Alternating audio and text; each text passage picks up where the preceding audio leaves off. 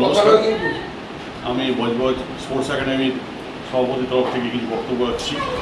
আমাদের 27-28 এ মাসের মধ্যে ওয়েস্টবেঙ্গল ডিফান অ্যাসোসিয়েশন থেকে কিছু ছেলেরা খেলাধুলা করতে আসছে, আমাদের সঙ্গে খেলবে। এই ডিফানটা আপনাদের কাছে একটু জানা উচিত, এরা কিন্তু আমাদের সমাজের একটা অঙ্গ, এটা কিন্তু কোনো পরিত্যক্ত অঙ্গ নয়, এটা আমাদের সম্মান দেওয়ার একটা জায়গা।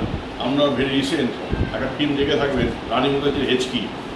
তো সেই ফিল্মে একটাই শিক্ষা দিয়েছে একাডেমি, যে স্টুডেন্টদের কীভাবে সম্মান দিতে হয় এবং সেই সম্মান দিলে তারা কোন পর্যায়ে পৌঁছাতে পারে সেটা তার নিদর্শন।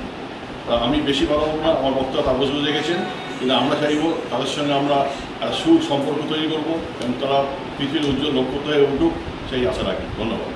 বেঙ্গল দিব্যান ক্রিকেট অ্যাসোসিয়েশন, যার ফাউন্ডার মেম্বার অভিজিৎ বিশ্বাস, তিনি আজকের এই যে বেঙ্গল টিম যেটা সিলেকশন করেছে, বিভিন্ন জায়গায় আমাদের শুধু বাংলায় নয় ভারতবর্ষের বিভিন্ন স্টেটে এই টিম নিয়ে গিয়ে তারা খেলছে এবং অনেক জায়গায় গৌরবের সঙ্গে খেলে সুনাম অর্জন করেছে। আজকের সেই টিম আমাদের বজবজে আসছে আগামী 26 এবং 27 দুদিন তারা আমাদের এই বজবজ স্পোর্টস একাডেমির সঙ্গে একটা প্রীতি ম্যাচ খেলবে।